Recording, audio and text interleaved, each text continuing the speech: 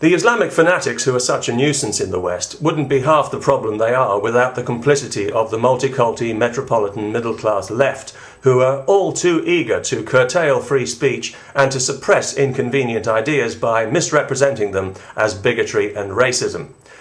Here in Britain, we've known for some time that the BBC's reputation for impartial news reporting has been pretty much destroyed by this kind of political correctness.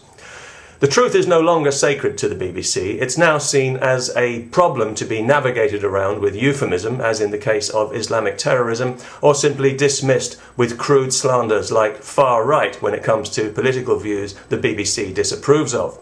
Recently, for example, Geert Wilders was acquitted by a court in Amsterdam, but not, it seems, by the BBC, who I notice still insist on referring to him as a far-right politician, which is such an outrageous slur it ought to be actionable. Nazis and racists are far right. Anyone would think they were talking about Hitler. You really have to wonder how some of these people have the nerve to call themselves journalists.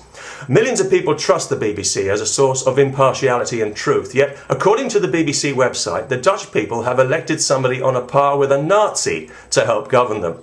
The words far right appear in the very first sentence of the report, telling the reader straight away, this is somebody we disapprove of, and we suggest that you disapprove of them as well, and you know you can trust us, we're the BBC. Except that we can't trust the BBC. Those days have gone. We can't trust the BBC to simply look at a thing impartially and tell the simple truth, because the truth is the BBC is no longer an impartial organisation. It now has a cultural and political agenda because it's full to the rafters with multiculti, metropolitan, middle-class, left-wing pricks, or what we in Britain call Guardianistas, people who see their mirror image in the Guardian newspaper, which lives and breathes multiculturalism, diversity, and all things middle-class, left-wing prick, and where the BBC advertises for its multiculti, middle-class, left-wing staff. The Guardian is such a biased, multiculti, middle-class, left-wing rag, it could be Swedish, and in newspaper terms it doesn't get any more damning than that. As well as being an open platform for Hamas propaganda, The Guardian is the natural home of the terminally tolerant. It's characterised by a smug and patronising political correctness that by default blames Western society and especially America for everything that's wrong with this world. It's the paper of choice for relativist wackos like feminists who defend female genital mutilation on cultural grounds or who endorse the Islamic veil as a symbol of female empowerment. It's for people who know some perfectly normal, decent Muslims, and therefore Islam can't possibly be a threat to anybody, and anyone who says it is being unhelpful and should be silenced.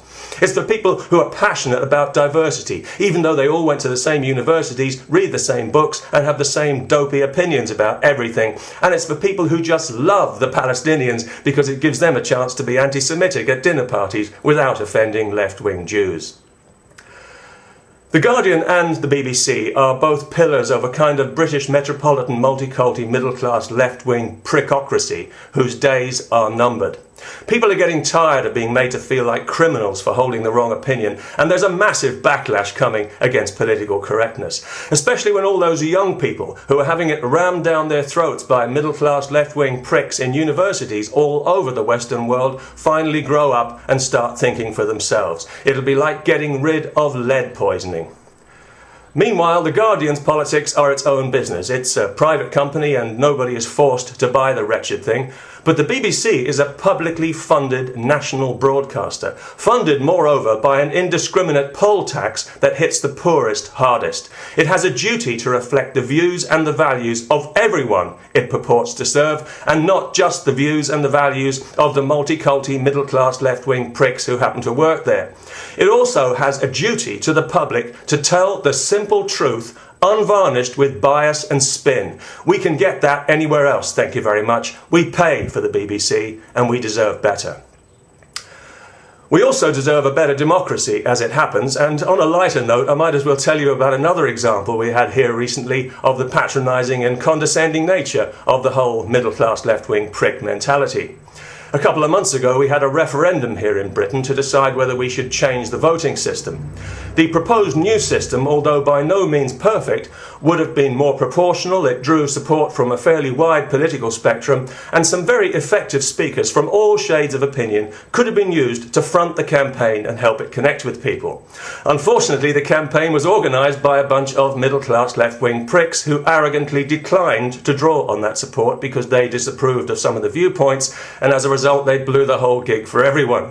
The people they did choose to front the campaign were all middle-class left-wing pricks like themselves, actors and other personalities in the media and the arts, people who inhabit a self-regarding bubble of advanced middle-class left-wing prickery and have no idea how despised their opinions really are. Well, they found out. We all found out. A few places known for their heavy concentration of middle-class left-wing pricks voted for the change, and everybody else outside the bubble voted against. So now we're stuck with the old system permanently, because the chances of getting another referendum are about as likely as finding fur on a fish or getting unbiased news from the middle-class left-wing pricks at The Guardian or the BBC. Peace and all that middle-class jazz.